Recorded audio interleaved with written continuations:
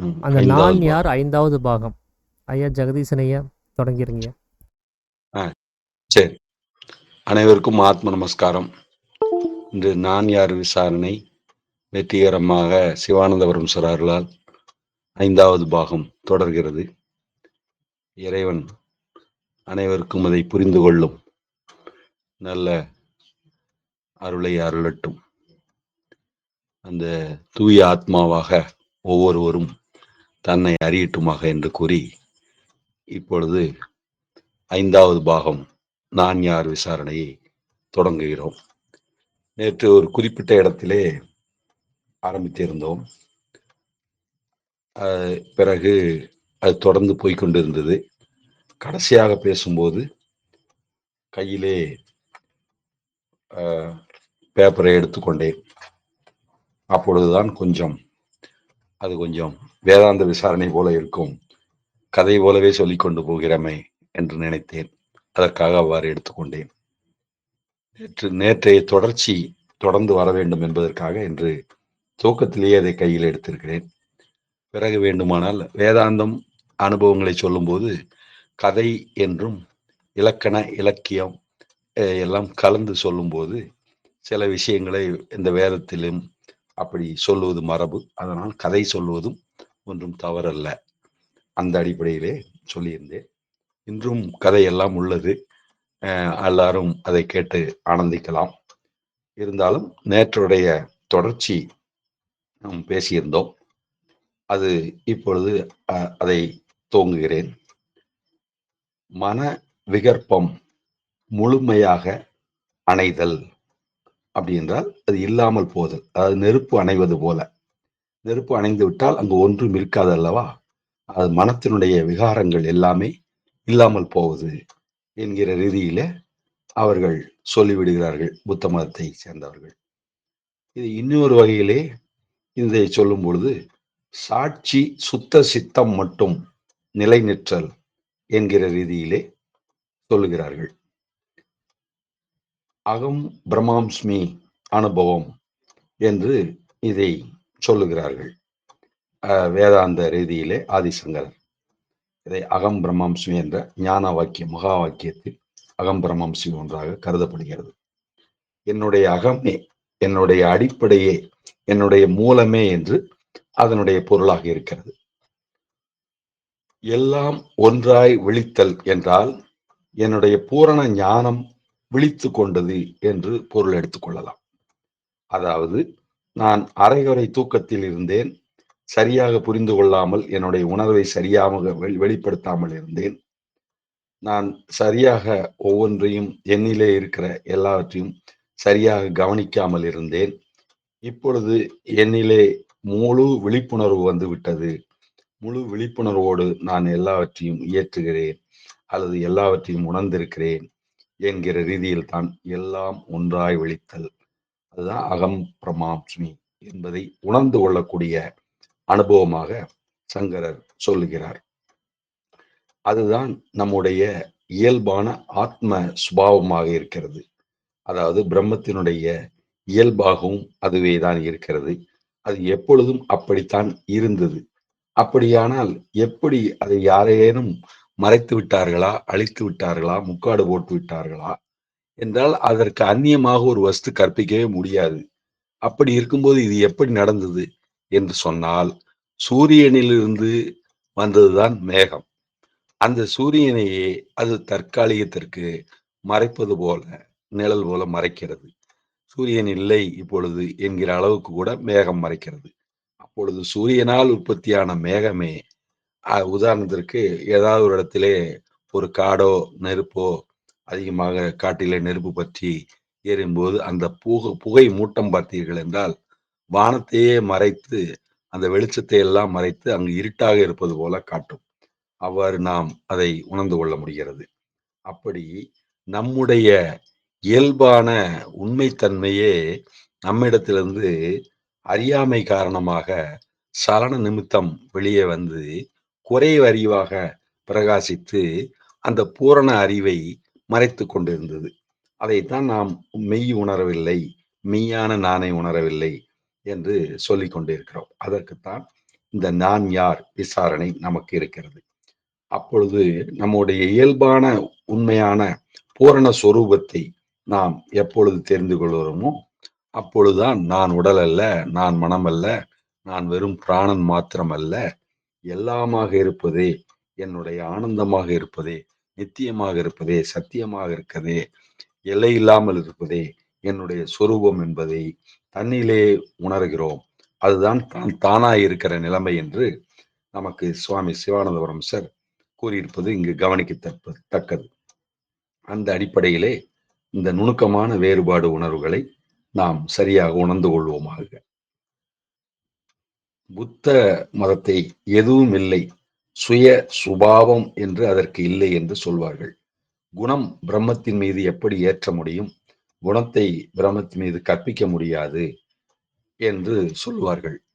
என் குணத்தான் என்று இறைவனை வள்ளுவர் கூட சொல்லுவார்.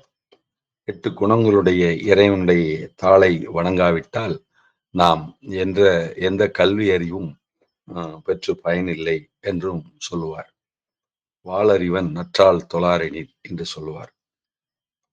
கற்றதனால் ஆய பயன் என்கொல் வாளறிவன் நற்றால் தொழாரெனின் என்று சொல்லுவார். அப்போ இறை நம்பிக்கையும் இறை உணர்வாளராகவும் இருப்பதுதான் நாம் கல்வி அறிவை பெற்றிருக்கிறோம். சாகாத கல்வியே கல்வி, சாகாமல் கற்பதே கல்வி.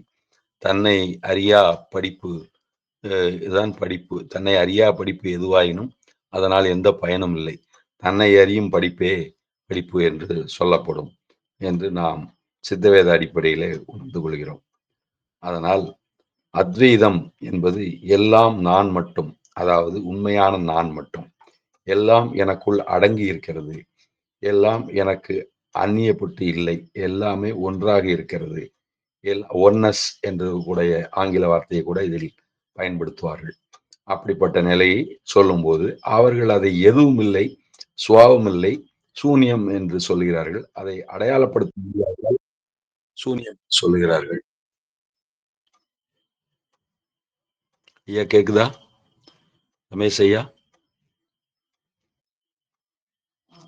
ஐயா தொடர்ந்தா கேக்குதா? கேக்குதுங்க. ஐயா கேக்குதுங்க ஐயா. நல்லா கேக்குதுங்க ஐயா. நல்லா கேக்குது. கேக்குதுங்க ஐயா. கட்டாகல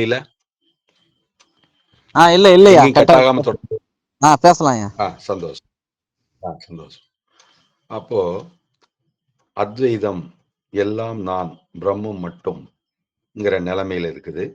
புத்தம் அங்க அடையாளப்படுத்த முடியாதனால எதுவும் இல்லை, அது சூன்யம்ங்கிறது சொல்றாங்க. அப்ப அந்த அடிப்படையில எல்லாம் அதற்குள் அடக்கம் என்கிறத ஒரு வட்டம் போட்டு அது சூன்யம் என்று, இந்த வட்டமா இருக்கக்கூடிய அந்த பூஜ்ஜியத்தை கண்டுபிடித்ததே இந்தியர் தான். எத்தனையோ எண்கள் பற்றி சொல்லும்போது தமிழர் தான் அதிகமாக எண்ணை கண்டுபிடித்திருக்கிறார்கள் என்று சொல்வார்கள். பதுமம் கோடி என்று தாண்டி நிறைய தமிழ் இருக்குது. இதை கூட கால அளவு, ஒரு நெற்கதிர் அளவு, அணு அளவு என்று எல்லாம் கணித இயலிலும் மிகப்பெரிய நிலையை கணாதர் என்பது அணுவை பற்றிய விஷயத்தையும் கணாதர் என்று ஒருத்தர் ஒரு பெரிய ரிஷி செய்து வைத்திருக்கிறார். அதே மாதிரி தமிழிலே கணிதத்தையும் அவ்வளவு ஆழமாக கொண்டு வைப்பது வியப்புக்குரியதாக இருக்கிறது. இப்படியெல்லாம் கூட எல்லாமே இந்த அறிவை வைத்த ஒரு விஷயம்தான் என்பதை நாம் உணர்ந்து கொள்ளலாம். அப்படித்தான் இதை நாம் உணர்கிறோம். அப்படி ஒரு காலத்தினுடைய கணிதமாகட்டும், ஒரு எண்ணினுடைய அளவாகட்டும், வட்டம் காட்டும் போது சாதாரணமாக திருச்சிக்காரர்கள் கூட சொல்வார்கள், உலகமே ஒரு வட்டம், அதிலே நாங்கள் ஒரு வட்டம் போட்டுக்கொண்டு வாழ்கிறோம் என்று சொல்வார்கள். பொதுவாக இந்த வட்டம் என்பது பல விஷயங்களிலே அளவீடாக இருக்கிறது. இந்த வட்டம் நீள்வட்டம் என்றும் சொல்லப்படுகிறது.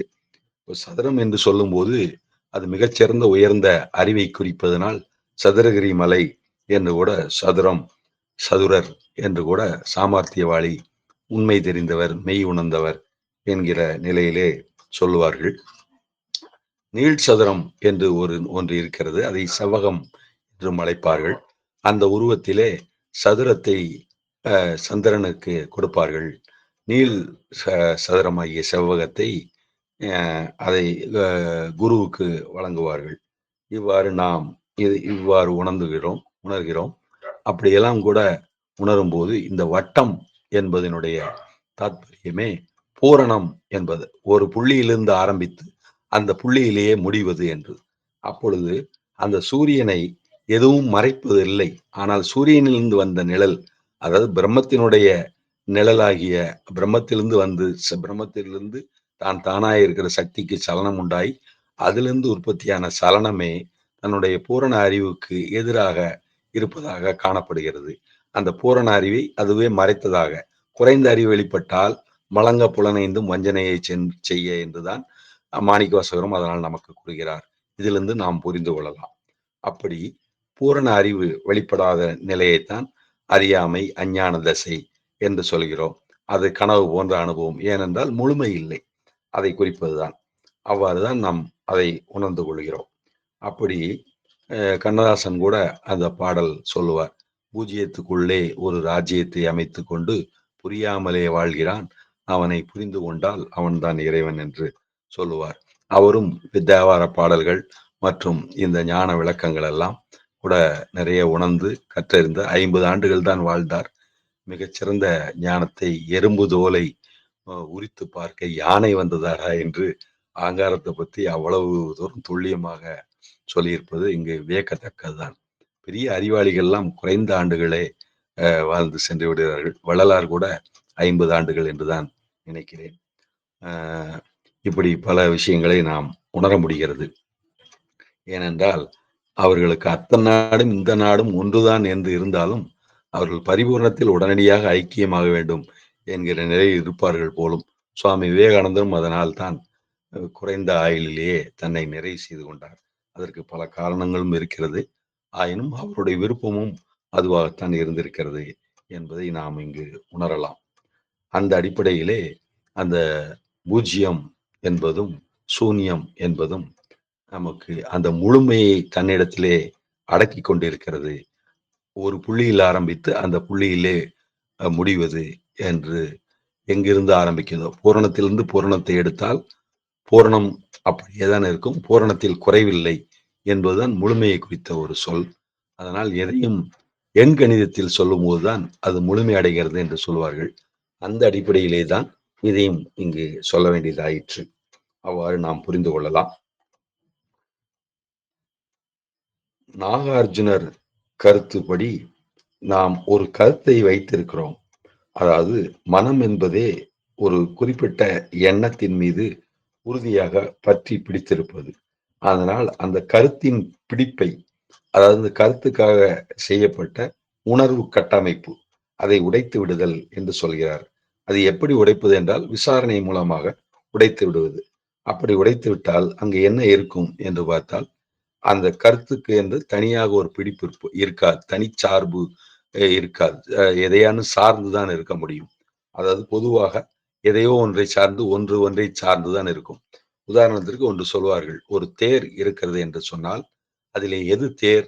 அந்த குதிரையை சேர்த்து தேர் என்று சொல்வதா, குதிரையை கையாளக்கூடிய அந்த ரதம் சாரதியை சேர்த்து சொல்வதா, அந்த குதிரையில இருக்கிற கொடியை சேர்த்து சொல்வதா, அதில் இருக்கிற அச்சாணியை சேர்த்து சொல்வதா, இல்லை அந்த சக்கரத்தை சேர்த்து சொல்வதா, அல்லது வண்டியினுடைய அந்த மிகப்பெரிய அடிப்படையா இருக்கக்கூடிய கட்டமைப்பு, அதில் இருக்கிற ஓவியம், அதை சேர்த்து சொல்வதா, அப்படி எது அந்த பலகை எல்லாம் வைத்து செய்திருப்பார்களே அந்த பலகையை தேர் என்று சொல்வதா, எதை தேர் என்று நாம் சொல்ல முடியும்?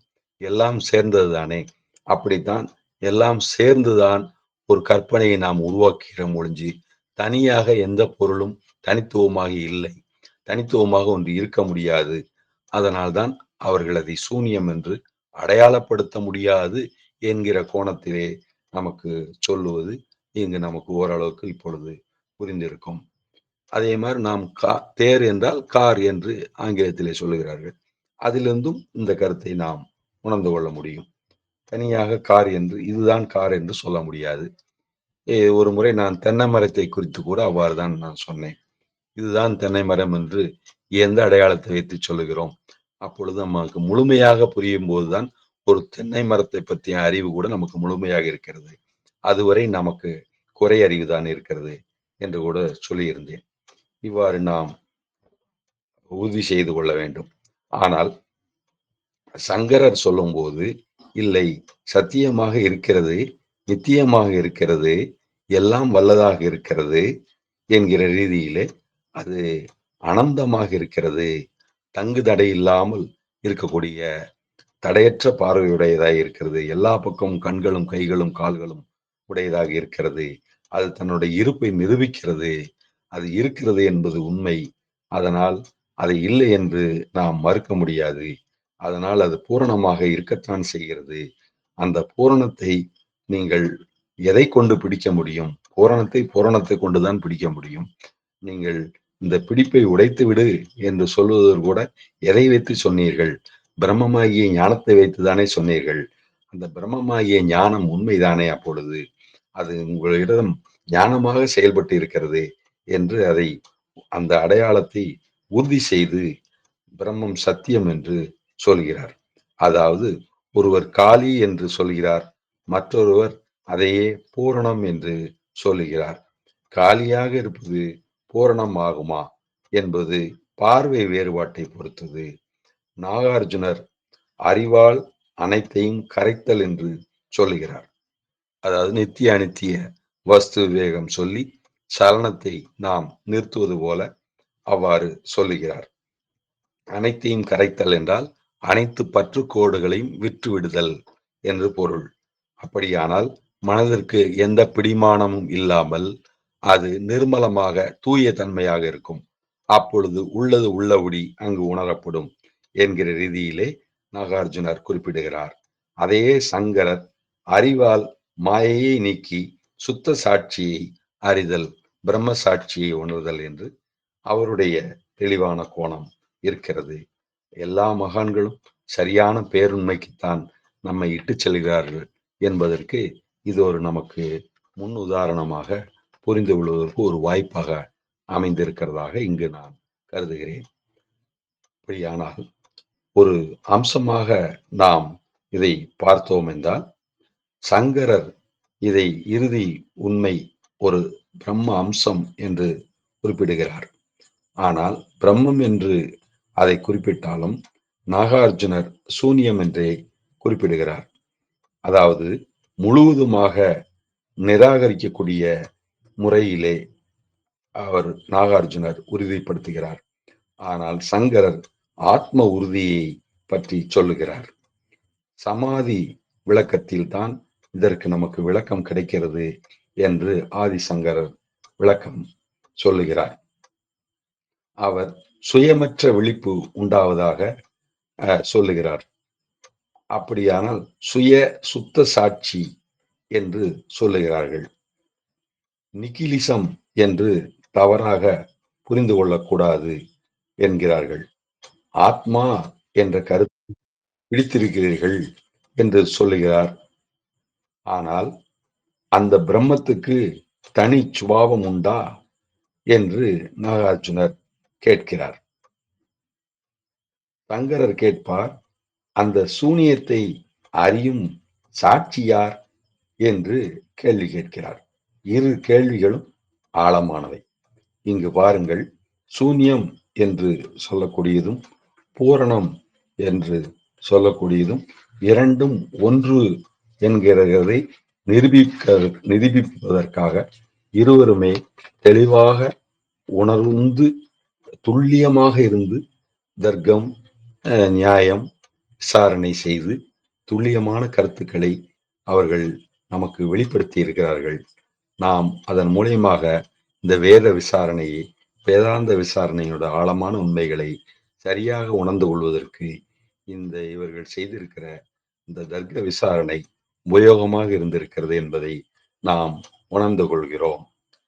நிர்விகர்ப சமாதி மற்றும் மகா நிர்வாணம், இதை நாம் ஒப்பீடு செய்து பார்த்தோம் என்றால் இரண்டும் மிகப்பெரிய அனுபவத்தை சொல்லக்கூடிய விஷயங்களாகத்தான் இருக்கிறது.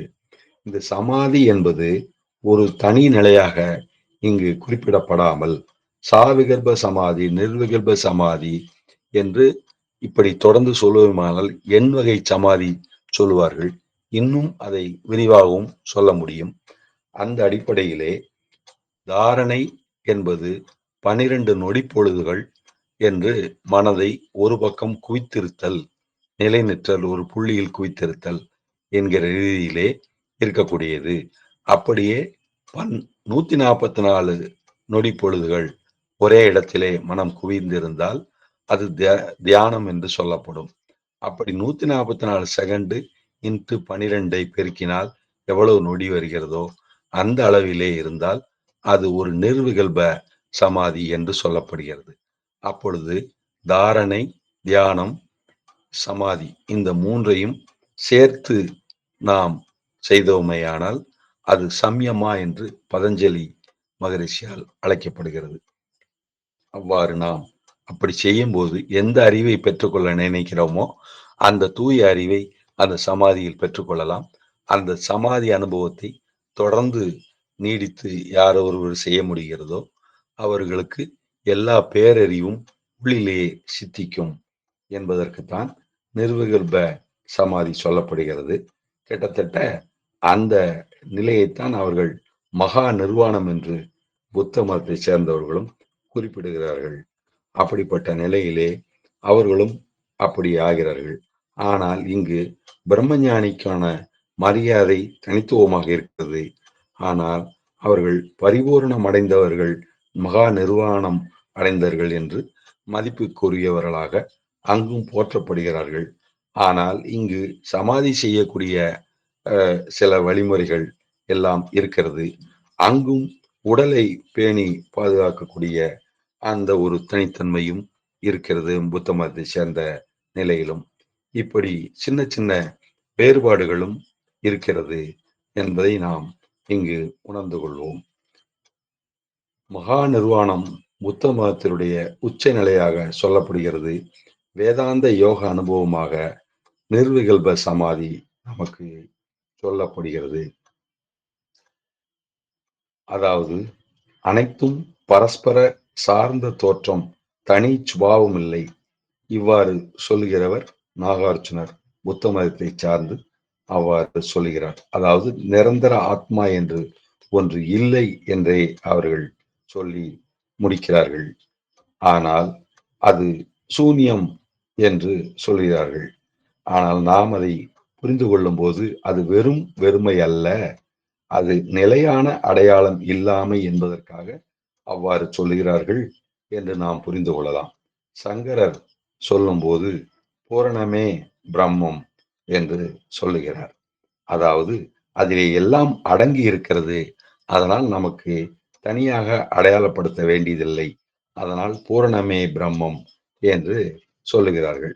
இவ்வாறு நாம் இந்த பரிபூரண நிலையை புரிந்து கொள்வதற்கு இவ்வளவு ஆழமான ஒரு வேத விசாரணையை செய்து தெரிந்து கொண்டிருக்கிறோம். இதை வேறொரு வகையில் நாளை இது மறுபடியும் இந்த இதே போல துல்லியமான விசாரணை போல நாளையும் சற்று தொடருவோம். ஆனால் இப்போதைக்கு இந்த ஒரு சிறு கதை விளக்கம் மூலமாக ஒரு சில கருத்துக்களை இப்படியே தொடர்ந்து பார்ப்போம் என்று நினைக்கிறேன். அதாவது இலங்கையிலே ஜட்ஜு சுவாமிகள் என்று இங்கு கர்நாடகாவில் என்று நினைக்கிறேன் ஒரு தீர்ப்பு வருகிறது. அந்த பேனாவை அவர் அந்த தீர்ப்பை தவறான ஒரு அதாவது கட்டாயமாக ஒரு தண்டனை கொடுக்க வேண்டிய சூழ்நிலையில் மனசாட்சிக்கு உட்பட்டு அந்த காலத்தில் எல்லாம் ஒரு தீர்ப்பு கொடுத்து விட்டால் என்றால் ஒரு கெட்ட தீர்ப்பாக இருக்குமானால் அதற்கு பேனாவை ஒடித்து நிப்பிள்ளை ஒடித்து விடுவார்கள். அவ்வாறு ஒரு நிலைமை அவருக்கு ஏற்பட்டது. இனிமேல் இவ்வாறு இந்த பதவியில் இருந்தால் நாம் இப்படி சில கட்டாயமாக மனசாட்சி என்று இருந்தால் எப்படியும் அவனும் திருந்துவான் என்று ஒரு மன்னிப்பை வழங்கி இருக்கலாமே, நமக்கு தெய்வீக உணர்வு அவர் உள்ளது என்று அவர் கருதி இருக்கிறார். அதனால் அந்த பதவியை அவர் ராஜினாமா செய்துவிட்டு கொஞ்ச நாளம் பெங்களூர் கர்நாடகாவில் இருந்திருக்கிறார். பிறகு இலங்கைக்கு செல்ல வேண்டிய வாய்ப்பு வந்து அங்கு சென்று விட்டார். அதனால் அவரை ஜட்ஜு சுவாமிகள் என்று அழைப்பார்கள். அப்படி அவர் அங்கு இருக்கும்போது அவருக்கு ஞான அனுபவங்கள் ஏற்பட்டு இருக்கிறது. அவருடைய சமாதி கூட அங்கு இருக்கதாக கேள்விப்பட்டிருக்கிறேன். அப்படி இருக்கும்போது அங்கு பலருக்கும் அவர் உபதேசம் செய்திருக்கிறார். இங்கு சேஷாதிரி சுவாமிகளை திருவண்ணாமலையிலே இருக்கும்போது தங்க கைக்காரர் என்று சொல்லுவார்கள். அவர் ஏதானும் ஒரு கடையில் உள்ளே பொருட்களை ஏதேனும் கையில் எடுத்து விசிறி எறிந்து விட்டால் அந்த அவர்களுக்கு வியாபாரம் அதிக லாபம் கிடைக்கும் என்று அவர்களது நம்பிக்கையாக இருந்திருக்கிறது. அவ்வாறே நடந்தும் இருக்கிறது. அதனால் அவர்கள் எப்பொழுது நம் கடைக்குள் வருவார், சில்லறையோ பொருட்களையோ வீசி எறிவார். அப்படியானால் நமக்கு அன்று மிகப்பெரிய லாபம் கிடைக்குமே, ஆனந்தம் உண்டாகுமே என்று எதிர்பார்த்து காத்திருப்பார்களாம்.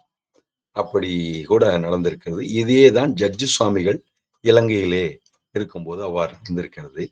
சேஷாத்திரி சுவாமிகள் திருவண்ணாமலையிலே ரமண மகரிஷி பாதாள லிங்க அறையிலே புறத்தில் இருக்கிற சூழ்நிலைக்காக முன்னேற்பாடாக பாதாள அறையிலே செஞ்சு தவம் செய்யும் போது அங்கும் கரையான் பிரச்சனை எல்லாம் இருந்திருக்கிறது. அது எங்கேயோ ஒரு ஜீவ உணர்வு தட்டுப்படுகிறதே என்றுதான் சேஷாதிரி சுவாமி அதை உணர்ந்து அவரை வெளியில் கொண்டு வந்து வைத்து பிறகு பாதுகாப்பான இடத்திற்கு கொண்டு சென்றார் என்று சொல்வார்கள். அப்படியே மைசூரில் சமையல்காரராக வேலை பார்த்தவர் சச்சிதானந்த சுவாமிகள் என்று வள்ளிமலையிலே சமாதியாயிருப்பவர்.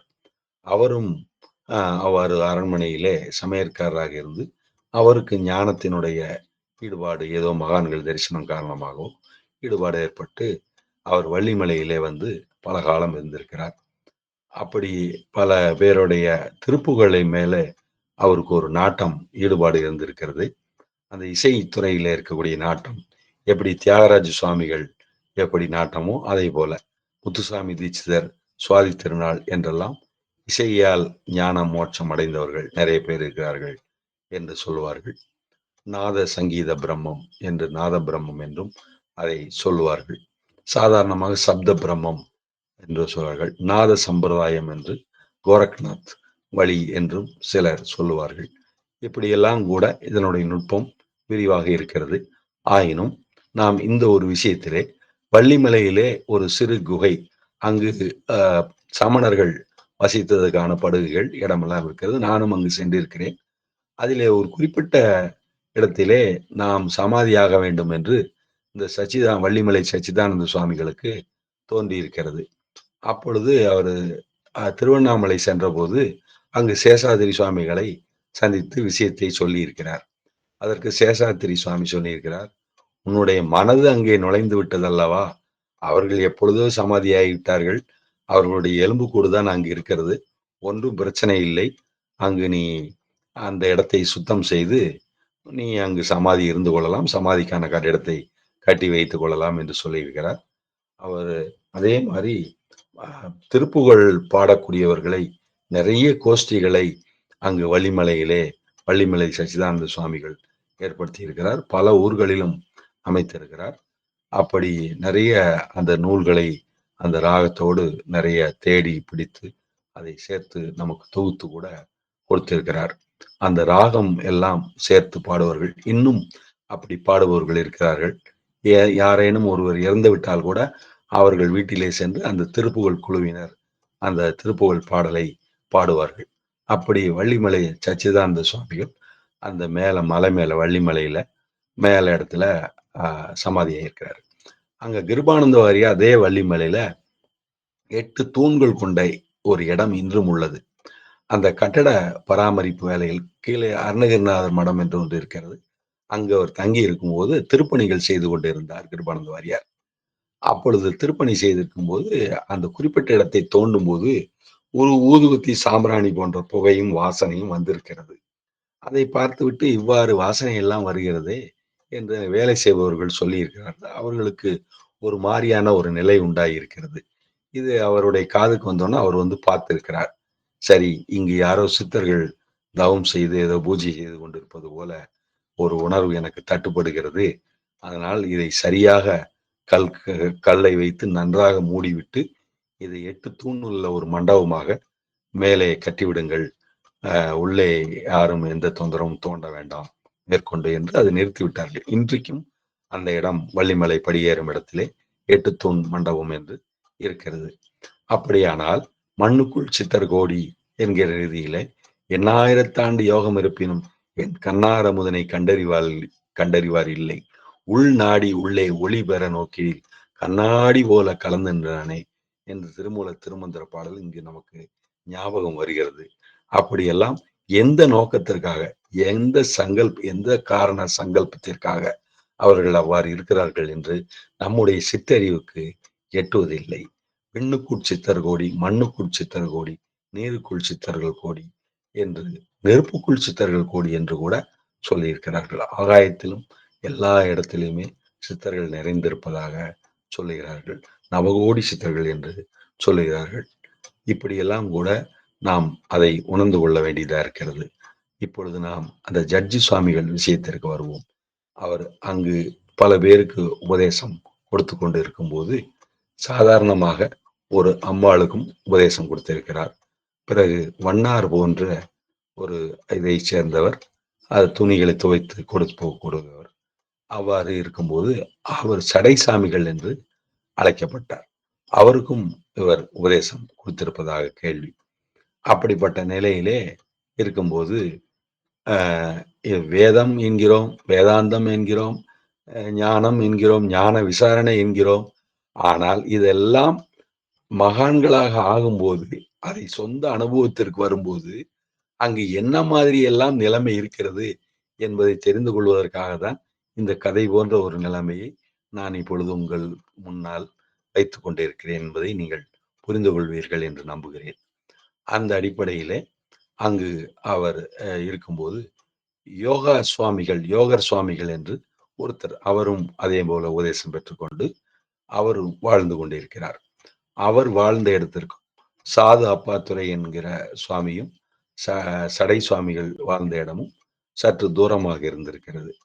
அந்த அடிப்படையில ஒரு முறை சாது அப்பாத்துறை என்பவர் இந்த சடை சுவாமிகளிடம் உபதேசம் பெற்றுக்கொண்டவர். அவர் எப்படி பெற்றார் என்பதை பிறகு நான் சொல்லுகிறேன். அந்த ஒரு முறை யோகர் சுவாமிகள் தான் சிறப்பானவர் என்பது ஒருத்தருடைய அபிப்பிராயம் இருந்திருக்குது. அதனால் அவர் அங்கிருந்து யோகர் சுவாமிகளை தரிசிக்க செல்லும் போது யோகர் சுவாமிகள் சாதாரணமாக கட்டிலே அமர்ந்திருக்கிறார். அவர் சொன்னாராம், நீங்கள் எங்கிருந்து வருகிறீர்கள் என்று கேட்டதுக்கு, நான் யாழ்ப்பாணத்திலிருந்து வருகிறேன் என்று சொல்கிறார்கள். அங்கே உங்கள் ஊரில ஒருவர் இருக்கிறார் ஐயா, அவ்வளவு தூரம் இருந்து நீங்கள் எதற்காக இவ்வளவு தூரம் வருவானேன் என்று சொல்லியிருக்கிறார். அப்பொழுதுதான் இவருக்கு புரிந்திருக்கிறது, ஞானிகள் எங்கும் ஞானிகள் தான், நாம் தான் வேறுபாடு படுத்தி உணர்ந்து கொள்கிறோம் என்பதை இவர் புரிந்திருக்கிறார். பிறகு இவர் சாதா அப்பத்துறையிடம் வந்து அவரிடம் சில விளக்கங்கள் பெற்று அவரை பற்றின குறிப்புகள் எல்லாம் பிரமிழ் என்று நினைக்கிறேன் அவர்தான். இதை பற்றி நான் வேறொரு யூடியூப்பில் நிறைய விரிவாக அந்த நூலை குறித்தும் அதில் இருக்கிற விஷயங்களை குறித்தும் பேசியிருக்கிறேன். அதனால் இப்பொழுது அது சுருக்கமாக அந்த விஷயம் நோக்கத்துக்காக எந்த அளவிலே சொல்ல வேண்டுமோ அந்த அளவிலே சொல்கிறேன். அப்படி அவர் அதை சொல்லியிருக்கிறார். பிறகு அந்த சாது அப்பாத்துறை என்பவர் சாதாரணமாக வணிகர் வகையிலே வந்து சிறிது நஷ்டமெல்லாம் ஆகி சிரமப்பட்டு கொண்டிருந்த ஒரு நிலை காலகட்டம். அப்பொழுது அவருடைய உறவினர் அவருக்கு திருமணம் பேசுவதற்கான ஒரு சூழல் இருந்திருக்கிறது. அந்த நிலையிலே அவர் எல்லா பக்கமும் போக வர வியாபாரம் செய்ய என்கிற நிலையிலே இருந்திருக்கிறார். அப்படி இருக்கும்போது ஒரு குறிப்பிட்ட அம்மையாரை கவனித்து பார்த்திருக்கிறார். அந்த அம்மையார் அழுக்கும் கிழுக்குமாக இருந்திருக்கிறார். தலையிலே ஒரு வித்தியாசமாக அழுக்கு ஜடை போல நிலைமை இருந்திருக்கிறது. ஒரு கூர்ந்து கவனிப்பதும் போவதுமாக ஏதோ வித்தியாசமான தெய்வீகம் இருப்பது போல் தெரிகிறது என்று கருதி கொண்டே சென்று விடுவார். அப்படி ஒரு முறை செல்லும்போது அந்த அம்மாவை பார்த்து, அம்மா எனக்கு ஆசீர்வாதம் பண்ணுங்கள் என்று கேட்டிருக்கிறார். உடனே அவர் இவரை கூப்பிட்டு கட்டிப்பிடித்து தலையிலே எச்சில் துப்பி தடவி, என் பிள்ளைக்கும் மாப்பிள்ளை வேணுமல்லோ என்று சொல்லுகிறார். அப்படி சொல்லிவிட்டு அவர் பிறகு அவர் பாதையிலே சென்று விடுகிறார். பிறகு சாதா அப்பாத்துறைக்கு சாதாரணமாக திருமணம் எல்லாம் ஆகிவிட்ட நிலையிலே குழந்தை பிறந்திருக்கிறது. அந்த குழந்தையும் அந்த அம்மாவிடம் ஆசீர்வாதம் பெற கூறுகிறார். அந்த அம்மா அதே மாதிரி எச்சில் துப்பி அதே மாதிரி அந்த குழந்தையை ஆசீர்வாதம் பண்ணி விட்டுவிட்டது. பிறகு அந்த குழந்தை பிற்காலத்தில் அதிக நாள் வாழவில்லை. குறிப்பிட்ட வயதிலே அந்த குழந்தை காலமாகி விடுகிறது. அதை முன்கூட்டியே அவர்கள் உணர்ந்திருப்பார்கள் போலும். அந்த ஒரு பந்தம்தான் அவருக்கு இருந்திருக்கிறது என்று கருதுகிறேன். அந்த அடிப்படையிலே அவ்வாறாக அப்பொழுது சாது அப்பாத்துரைக்கு திருமணமான புதிதிலே அவர் இந்த யோகிக்கான பக்குவத்தில் இருந்திருக்கும் போது அவருடைய அன்னிகையால் தான் ஏற்கனவே சமையல் பண்ணி போடும்போது சாப்பிட்டு இருக்கிறார். புதிதாக வந்த மனைவி சமையல் பண்ணி சாப்பாடு போட்ட உடனே முதல் நாளை சாப்பாடு வேண்டாம் என்று எழுந்து போய்விடுகிறார். அவர் அன்னியிடம் சொல்லி புதிதாக வந்த மனைவி அழுகிறாள் தங்கம்மாள். ஏன் அம்மா அழுகிறாய் என்று கேட்டதும், என் கணவர் சாப்பிடாமல் சென்று விட்டார், அதனால்தான். நீங்கள் எப்படி உங்கள் சமையல் அவர் சாப்பிட்டுகிறார், என்னுடைய சமையல் வேண்டாம் என்று ஏன் சொன்னார்? இல்லை, அவருக்கு கொஞ்சம் ஞானம் உண்டு. அதாவது நீங்கள் ஒருமுகப்பட்ட மனதோடு ஒரு நேரத்தில் ஒரு வேலை செய்கிறவன் மனிதன் என்று சிவானந்தவரம் சொன்னது இங்கு ஞாபகம் வருகிறது. முழு மனதுடன் முழு ஞாபகத்தோடு நீங்கள் செய்யவில்லை, அது அவருக்கு உணர்ந்து விட்டார். அதனால்தான் உங்கள் சாப்பாடை சாப்பிடவில்லை. நீங்கள் இன்று தெளிவாக அதே மாதிரி சமையல் செய்யுங்கள், ஒரு மனதோடு செய்யுங்கள், அப்பொழுது அவர் உணர்ந்து அதை சாப்பிடுவார் என்று சொன்னபோல் பிறகு அதே போல் இந்த அம்மா ஒரு மனதாக இருந்து சரியாக சமையலை செய்யும் போது அவர் தாராளமாக சாதாரணமாக சாப்பிட்டு இருக்கிறார். அப்பொழுது ஞானிகளுடைய உணர்வு எவ்வளவு ஆழமாக இருக்கிறது என்று பாருங்கள். உணவு கூட எவ்வளவு தூய தன்மையில் செய்யப்பட வேண்டியது என்பது போன்ற சில விஷயங்களை இதன் மூலம் நாம் உணர வேண்டியதாக இருக்கிறது.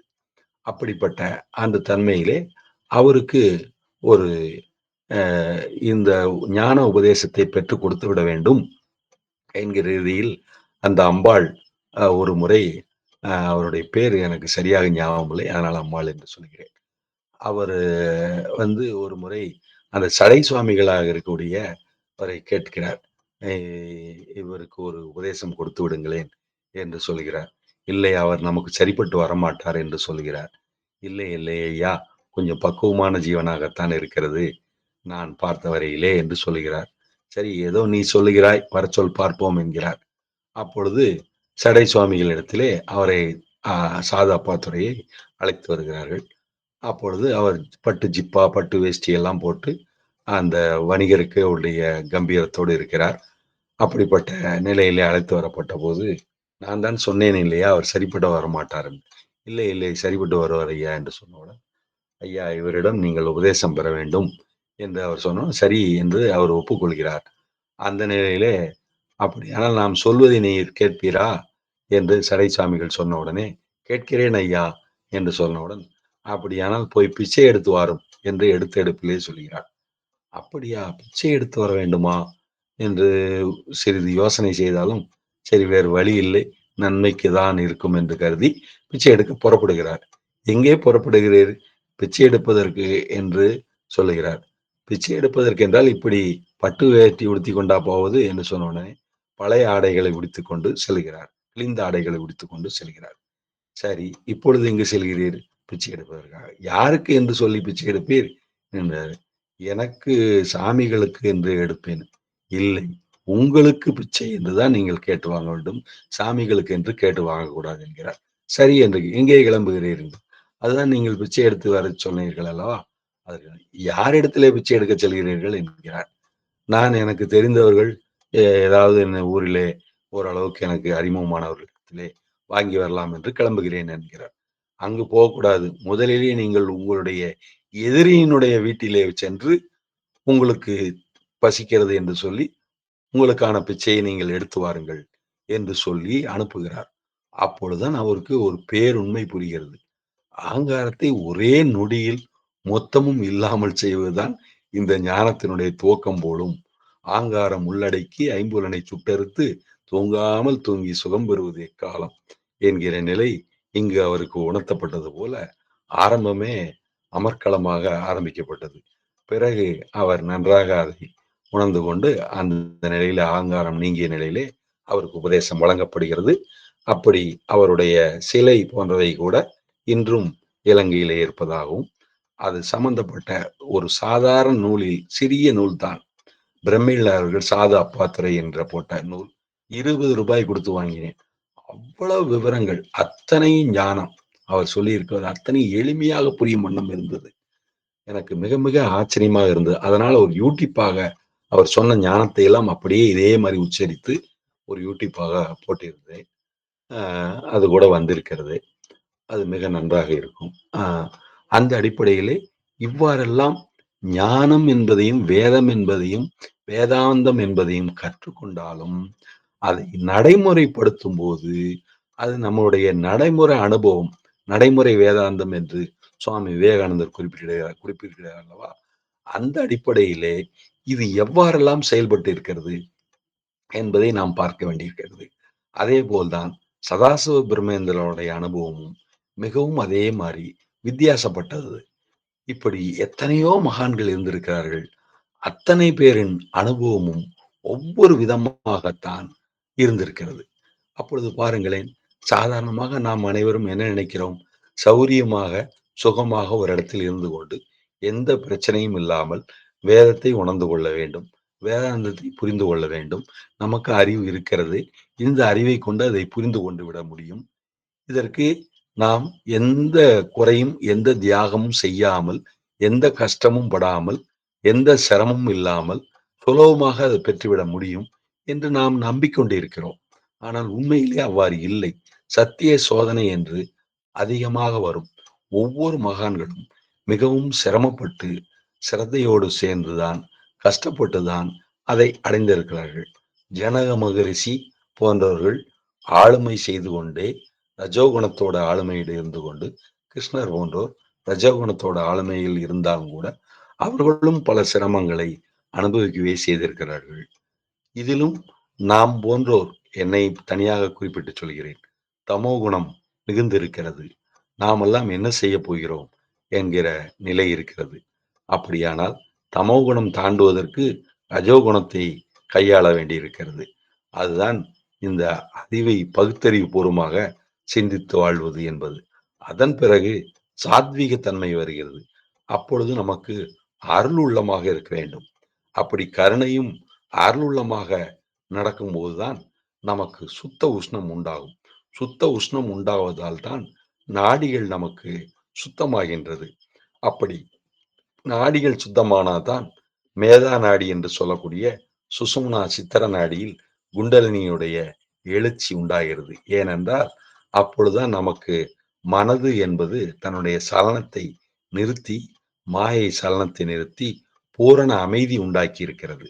அப்படிப்பட்ட உள்ள அமைதி, உள்ளத்தின் அமைதி கடந்து உள்ளே சென்று பார் கடவுள் என்று சொல்வார்கள். அப்படிப்பட்ட அந்த அமைதி நம்மிடத்திலே வந்து வாய்க்கிறது. அந்த அமைதியில் தான் குண்டலினியினுடைய எழுச்சி சுசும்னா நாடியிலே கலந்து எழுந்து பிடரி மார்க்கமாக சகசரதளம் முகுளம் மலர்ந்து உள்ளே சகசரதளத்திலே நுழைந்து மூளை மடலெல்லாம் மலர்ந்து நமக்கு ஞான அமிர்தம் பொழிந்து தூய உணர்வு வந்து வாய்க்கிறது. இதை இவ்வாறு நாம் புரிந்து கொள்ள வேண்டி இருக்கிறது. நான் கொஞ்சம் முன்னால் கூட ஒரு பாடலை பாடி அனைவருக்கும் ஆடியோவாக அனுப்பித்திருந்தேன். அந்த ஆடியோ பிணம்போல் கிடந்து என்கிற வார்த்தையில் ஆரம்பிக்கும். இந்த பிணம்போல் கிடப்பது என்றால் ஒரு உறுதியான ஒரு தகவல் சொல்லுகிறேன்.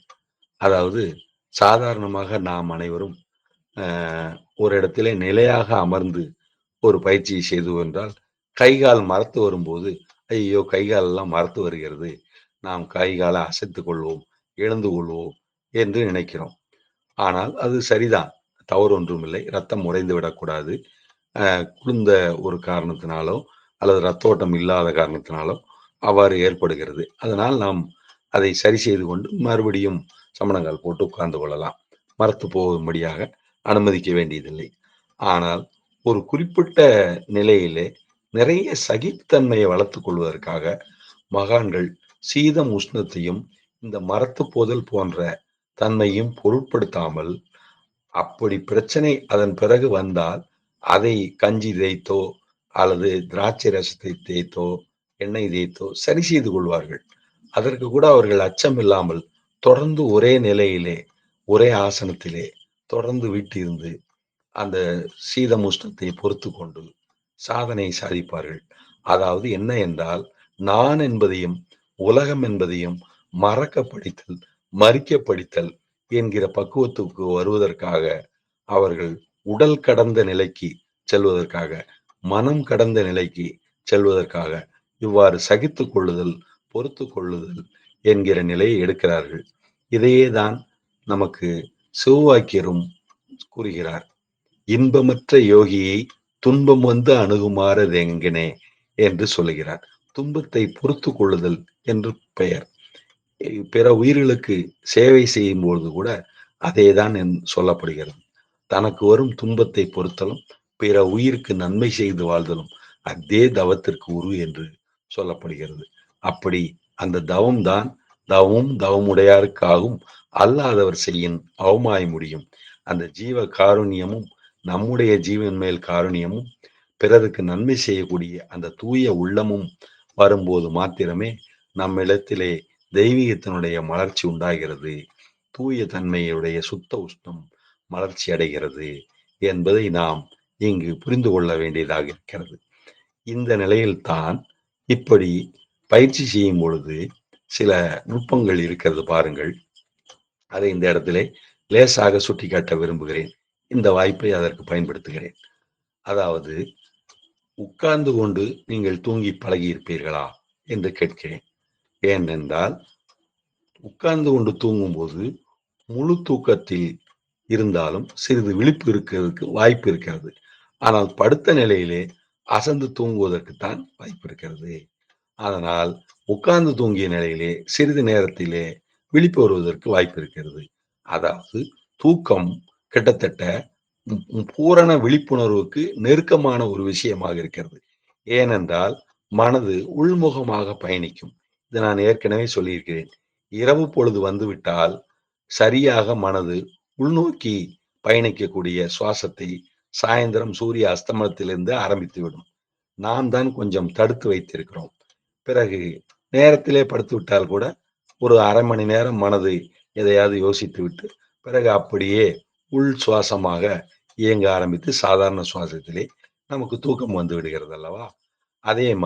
அதே மாதிரி காலையில் விழிப்பதற்கும் அதே மாதிரி 4 மணிக்கு அந்த சுவாசத்தினுடைய தன்மை மாறி புறத்திலே மனது ஆங்காரமாக வெளியே வருவதற்கான ஏற்பாடு துவங்கி விடுகிறது. இதைத்தான் சித்தர்களும் ஞானிகளும் முனிவர்களும் சரியாக உணர்ந்து அந்த காலகட்டத்தை இயற்கையினுடைய தன்மையை புரிந்து கொண்டு செய்திருக்கிறார்கள். அந்த அடிப்படையிலே தூக்கத்திற்கு மிக நெருக்கமானது விழிப்புணர்வு. ஏனென்றால் தூங்கும் போது இருக்கிற கதி விழித்திருக்கும் போது வர வேண்டும் என்று சிவானந்தபுரம் சார் நமக்கு சித்த வித்தை குறித்து சொல்லியிருக்கிறார் அல்லவா? அப்படிப்பட்ட அந்த நிலைக்கு உட்கார்ந்து கொண்டு தூங்கி நான் படுக்கை நிலையிலேயும் நிறைய தியான அனுபவங்களை சாதித்திருக்கிறேன். அப்படி சாதித்த பிறகு ஒரு சைக்கிளை ஓட்டும் பொழுது முதலில் ஒருவரை பிடித்துக் கொள்ள சொல்லிவிட்டு ஓட்டுகிறோம். பிறகு அவர் கையை விட்ட பிறகு நாம் கையை அந்த சைக்கிள் ஆண்பாரில் பிடித்து கொண்டு ஓட்டுகிறோம்.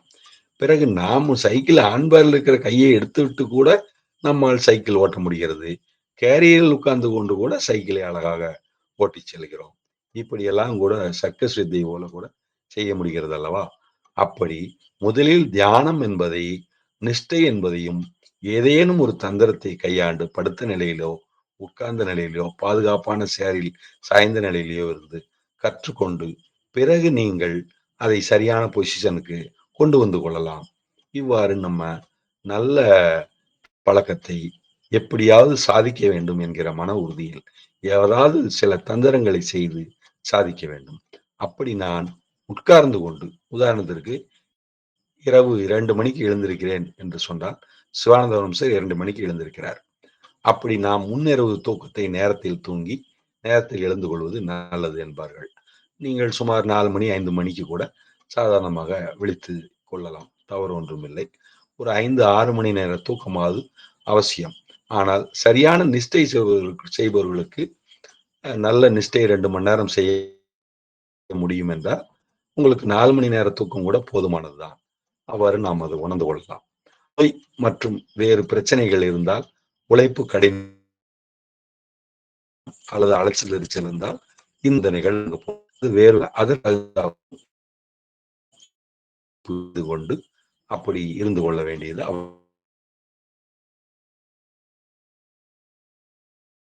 என்று சொல்லக்கூடாது. எல்லா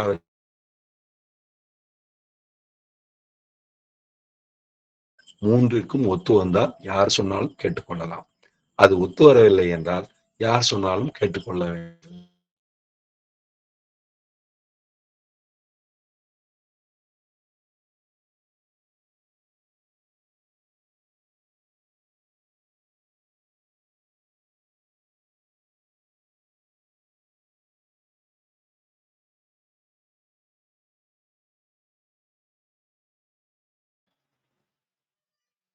ஐயா வாய்ஸ் கேட்கலங்க ஐயா.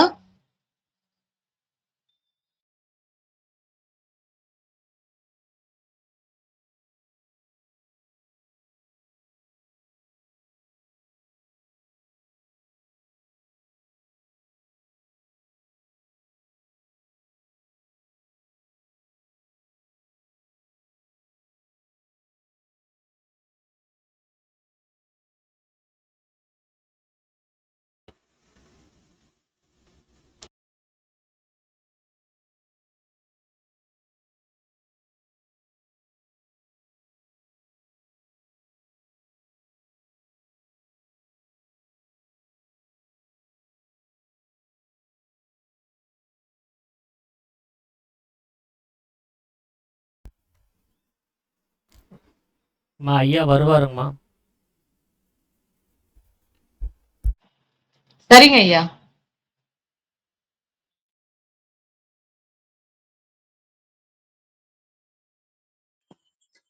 ஐயா ஆத்ம நமஸ்காரம் கேக்குதுங்களா?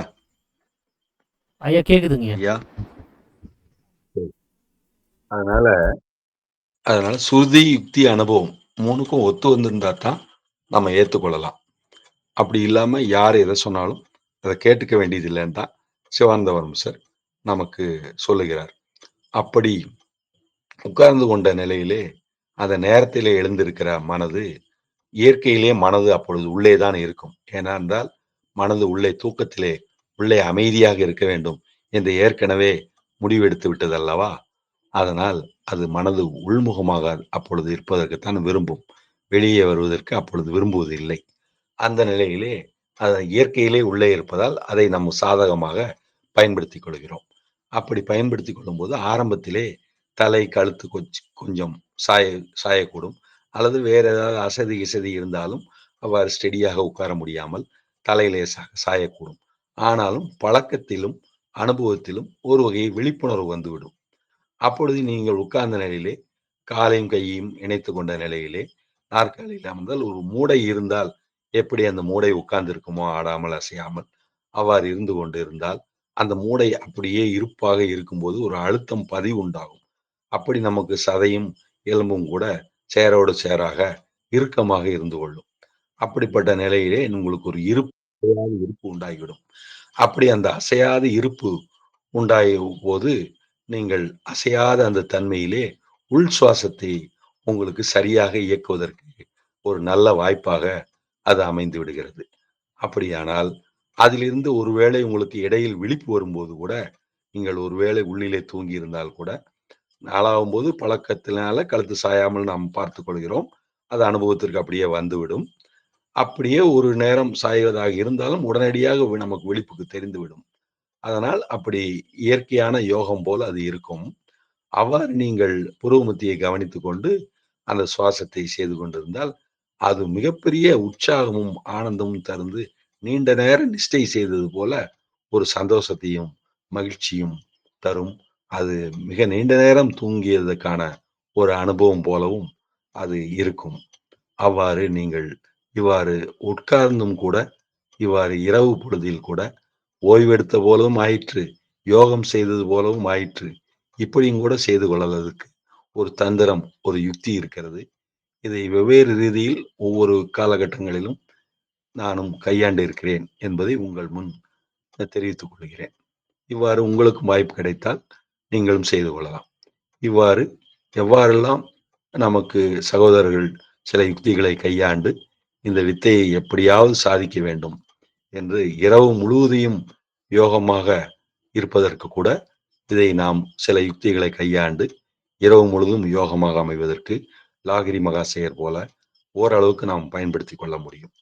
அதாவது எந்த அளவுக்கு ஆமளவும் தொழுவார் எழுபாருக்கும் அதிபரே என்று அபிராம் பட்டர் சொல்வது போல, முயற்சியுடையார் இகழ்ச்சி அடையார், முயற்சியின்மை இன்மை புகுத்திவிடும் என்று வள்ளுவர் சொல்வது போல, நாம் சிறிது முயற்சியோடு கூடியிருந்தால் நேரமே இல்லை நேரமே இல்லை என்று சொல்வது இல்லாமல் எப்படியேனும் பல நேரங்களில் இவ்வாறு சாதிக்கும் போது மிக மேலான ஞான உண்மைகள் நமக்கு தெளிவடையும் போது இந்த வித்தையின் மீதும் இந்த சித்த வேதத்தின் மீதும் சிவானந்த பரமேஸ்வர் மீதும் நமக்கு குரு நம்பிக்கையாக, பூரண நம்பிக்கையாக, ஆன்மீக நம்பிக்கை முழுமையாக உறுதியாக ஏற்பட்டு அந்த நம்பிக்கையே நமக்கு மேலும் மேலும் ஆக்கமும் ஊக்கமும் தந்து முன்னேறுவதற்கு இதிலே மேலும் மேலும் வாய்ப்புகளும் வழிகளும் கிடைக்கும்.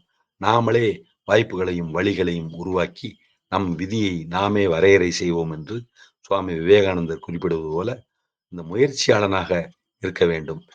விதி மதி கதி என்று இருந்தால் கூட நாம் மதியை பயன்படுத்துவதற்கு எந்த காரணத்தை முன்னிட்டும் தயங்கக்கூடாது, பகுத்தறிவை கைவிடக்கூடாது என்று புரிந்து கொண்டு நாம் சரியாக ஆலோசனை செய்து தீர்க்க ஆலோசனை செய்து துல்லியமான அணுகுமுறையை நாம் கையாண்டால் இந்த சித்த வித்தையிலும் சித்த வேதத்தினுடைய கருத்துக்களையும் சரியாக உணர்ந்து கொண்டு மேலான பயிற்சி செய்து சதா ஆனந்தமத்தர்களாய் இருப்பதற்கு எல்லோரும் முயற்சி செய்ய வேண்டுமாய் கேட்டுக்கொண்டு சுவாமி சிவானந்த பரமேஸ்வரின் அருள் காரணமாக இறைவனுடைய சித்தத்திலிருந்து வந்த பூரண அருள் காரணமாக இன்று 5வது பாகமாகிய நான் யார் விசாரணையை இத்துடன் நிறைவு செய்து கொள்கிறேன்.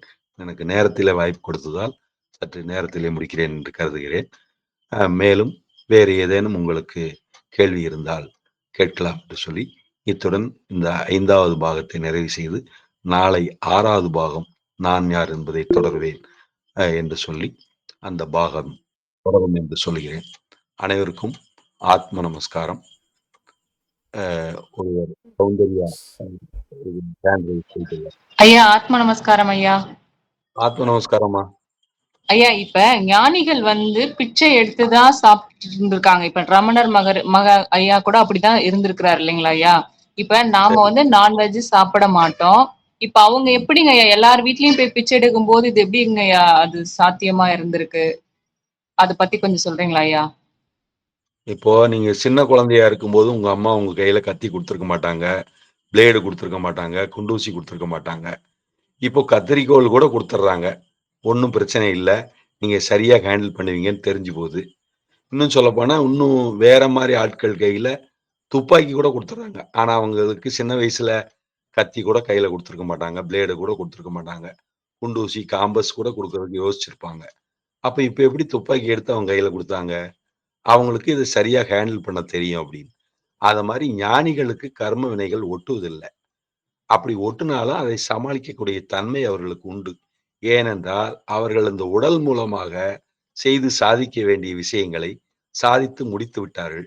இது ரமண மகரிஷிக்கு ஒரு உடல்நிலையை புற்றுநோய் வந்ததும், ராமகிருஷ்ண பரமஹம்சருக்கு புற்றுநோய் வந்ததும் ஜனங்கள் விமர்சித்துக் கொண்டிருந்தார்கள். அப்படி மகான்களுக்கு நோய் வருவதை கூட விமர்சித்திருக்கிறார்கள். அந்த அடிப்படையிலே ராமகிருஷ்ண பரமஹம்சர் மற்றவர்களிடம் அதை குறித்து கேட்கிறார். உலக ஜனங்கள் இதை பற்றி என்ன பேசிக் கொள்கிறார்கள்? என் தொண்டையிலே இப்பொழுது புற்றுநோய் வந்திருக்கிறது அல்லவா, இதை குறித்து அவர்கள் என்ன சொல்கிறார்கள் என்று வரக்கூடிய சீடர்களிடம் கேட்கிறார். அவர்கள் சொல்கிறார்கள், ஆமாம், அவர் என்ன பாவம் செய்தாரோ அவருக்கு இவ்வாறு ஆகிவிட்டது என்று சொல்லும் போது அவர் விழுந்து விழுந்து சிரித்திருக்கிறார். ஏனென்றால் மற்றவர்களுடைய பிரச்சனைகளை தனது பிரச்சனையாக ஆக்கி கொண்டு எல்லோருக்கும் நன்மை அளிப்பதுதான் சித்தர்களுடைய ஞானிகளுடைய பரமஹம்சருடைய நோக்கம். அவர்கள் கருணையினால் அந்த துன்பத்தை தாங்கள் வாங்கி கொண்டு பிற உயிருக்கு நன்மை செய்தார்கள்.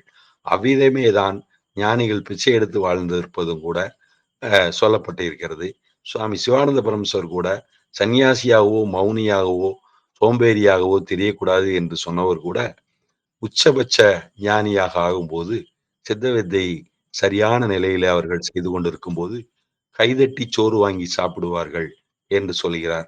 இருக்கும் இடம் தேடி உருக்கமுடன் கொண்டு வந்தால் உண்பேன், அல்லால் உண்ணேன் என்று பட்டினத்தடிகளும் தனது அனுபவத்தால் சொல்லுகிறார். அந்த அடிப்படையிலே அவ்வாறு வாழ்ந்திருக்கிறார்கள். அவர்களுக்கு எளிமை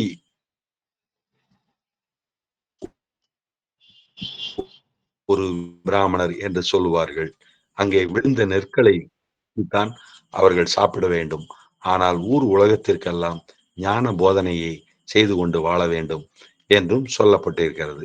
அவ்வாறெல்லாம் கூட ஓதுவிலும் ஓதுவித்தலும் அந்தனர் தொழில் என்று ஞானத்தை தானம் செய்து கொண்டு அவர்கள் தங்களுடைய பெரும் உடலை பராமரிப்பதற்காக நல்ல இடத்திலே, ஆனால் பிச்சை எடுப்பது கூட சாஸ்திரம் ஒரு குறிப்பிட்ட வழிமுறையை சொல்லி இருக்கிறது. ஒரு நாளைக்கு ஒரு ஊரிலே தொடர்ந்து சன்னியாசி ஒரு நாளைக்கோ 3 நாளைக்கு மேல தங்கக்கூடாது என்கிற ஒரு அடிப்படை இருக்கிறது.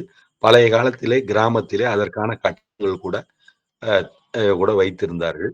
அதற்கான சில அடிப்படைகளை 7 வீட்டிற்கு மேல் 5 வீட்டிலிருந்து 7 வீட்டுக்கு மேல் ஒரு சன்னியாசி பிச்சை கேட்க செல்லக்கூடாது. ஏனென்றால் அதற்கு அன்று அவருக்கு பட்டினி விதிக்கப்பட்டிருக்கிறது. உணவு தேவையில்லை என்று எடுத்துக்கொள்ளக்கூடாது என்றும் சொல்வார்கள். அவர்கள் ஒருபோதுதான் உண்கிறார்கள். அது கூட வேண்டாம் என்று நிர்ணயிக்கப்பட்டிருந்து அதை ஏற்றுக்கொள்கிறார்கள். அப்படிப்பட்ட தியாகமும் அவர்கள் செய்கிறார்கள் என்பதை நாம் புரிந்து கொள்ளலாம். அப்படி அந்த ஒரு சூழ்நிலையில அவர் பொருள் பற்று இருக்காது. அதாவது நமக்கு பச்சி வாழ்க்கை துல்லியமாக சிவானந்தபுரம் சார் நமக்கு வாழச் சொல்கிறார். அப்படிப்பட்ட நிலையிலே அவர்கள் சொல்லுவார்கள். நித்யானந்த சுவாமிகள் கூட ஒரு முறை விறகு வெட்டி சாப்பிட வேண்டியதுதானே, கைகால் நன்றாகத்தானே இருக்கிறது என்று கேட்டதால் அந்த இடத்துல விறகை வெட்டி அடுக்கி வைத்து விட்டு சாப்பிடாமல் சம்பளம் வாங்காமல் வந்து விட்டார்.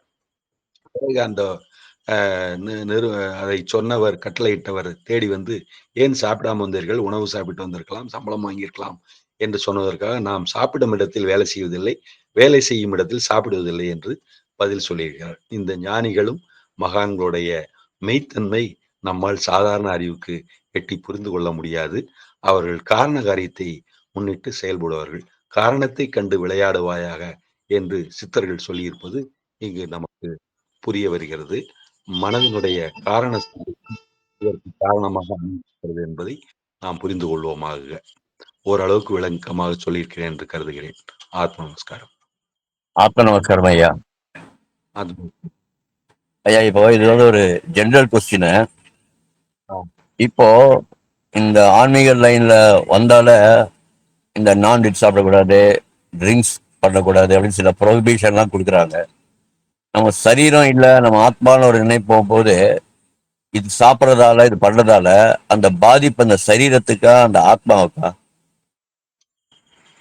அதாவது மனவாசகம் கடந்தார் மன அவாங்கோசரம் சொல்றோம்.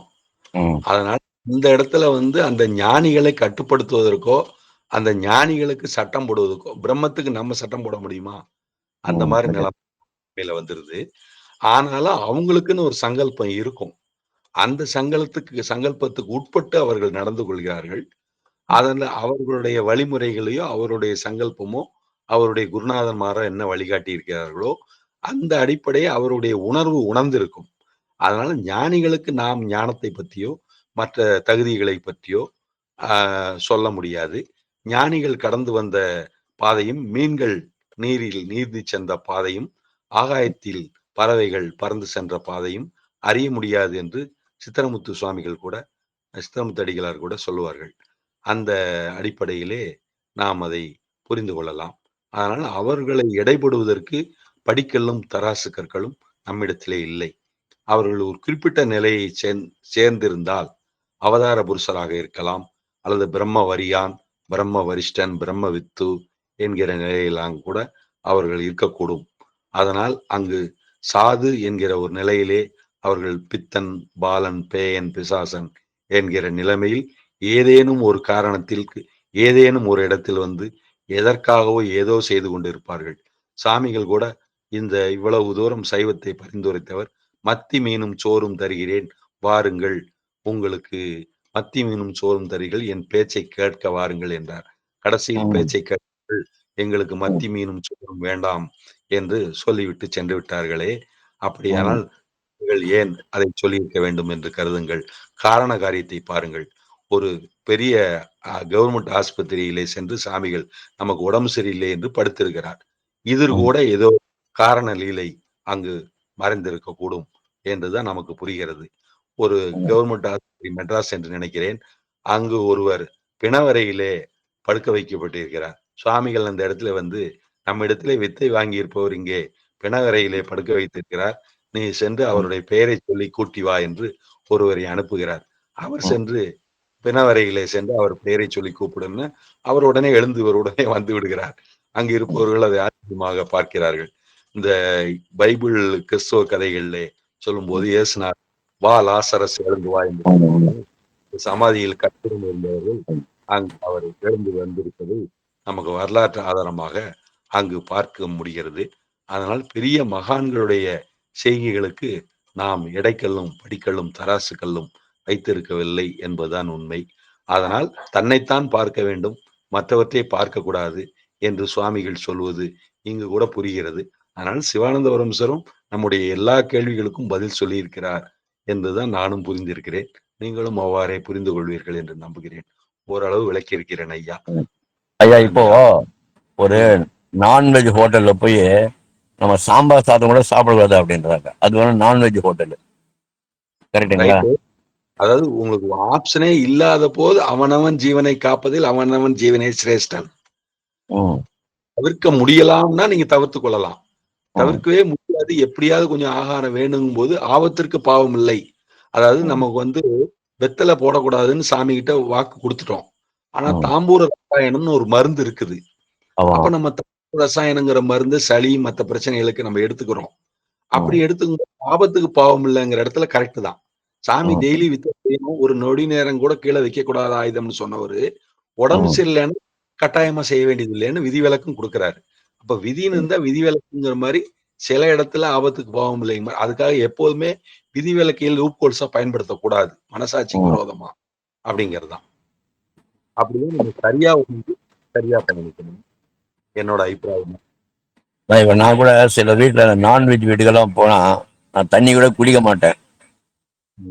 அப்படி இருக்கிறது நல்லதா? சரிதான். ஆனா நான்வெஜ் வீட்டுக்கே போகாம தவிர்க்கலாம், அல்லது வீட்டுக்குள்ள நுழையாமையாவது தவிர்க்கலாம். ஏன்னா சித்தத்தை அல்லாதவரோட நெருக்கமான சாவகாசம் வேண்டான்னு அதுதான் சாமி சொல்றாரு. அப்படி கூட உணர்ந்துக்கலாமே இல்லையா? ஆமா. ஆனா இப்போ இந்த முஸ்லீம் எல்லாம் ரம்ஜான் எல்லாம் பண்றாங்களா, விழா நடத்துறாங்களே, அவங்க 40 நாள் விரதம் இருக்காங்க. காலங்காத்தால நல்லா நான்வெஜ் சாப்பிடுறாங்க. அப்புறம் எச்ச கூட முழுக மாட்டேன், அவ்வளவு ஸ்ட்ரிக்டா இருக்காங்க. அப்ப அது எப்படியா எடுத்துக்கிறோம்? அது அவங்கவுங்க வழிமுறைகள்ல அவங்களுக்கு கொடுக்கப்பட்ட விதிப்படி அவங்க இருக்கிறாங்க. நம்மள சாமி சிவானந்தபுரம் சார் மகான்கள் சொல்லி வச்சதை பல பேர் மூடத்தனமா புரிந்துகிட்டு தவறா வேதத்திலையும் வேதாந்தத்திலையும் சொல்லி இருக்கிறதாக தவறுதலாக எப்படி கையாளுறாங்களோ அது மாதிரி அவங்களையும் சிலர் கையாளக்கூடும். அந்த நடைமுறை இருக்கக்கூடும். அங்க இருக்கிற மகான்கள், அங்க இருக்கிற அனுபவசாலிகள் அவர்களுக்கு அதை விளக்கக்கூடும். அதனால உலகை திருத்துவது நம்ம வேலை இல்லை, நம்முடைய வேலை பார்ப்போம் தான் சிவானந்தபுரம் சார் நமக்கு சொல்லியிருக்கிறாரு. அதை நம்ம இங்க புரிஞ்சுக்க முடியும்னு நம்புறேன். சரிதானா? நன்றி.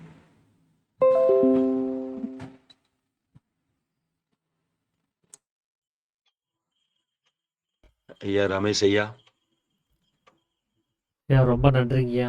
வேற யாராவது ஏதாவது விஷயங்களை பகிர்ந்துக்கிறதா இருக்கீங்களா, இல்லை நிறைவு பண்ணிடலாங்களா?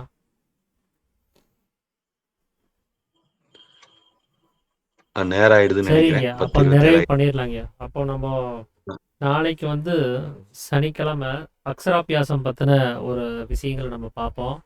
அதை முடிச்சதுக்கப்புறம் இந்த நான் யார் அப்படிங்கிற அந்த 5ஆம் பாகத்தை பற்றின விவரங்களை பார்ப்போம். அனைவருக்கும் ஆறாவது பாகம். ஆமாம், 6வது பாகத்தினுடைய விவரங்களை பார்ப்போம். அனைவருக்கும் ஆத்ம நமஸ்காரங்க. நமஸ்காரம். அனைவருக்கும் ஆத்ம நமஸ்காரம் ஐயா.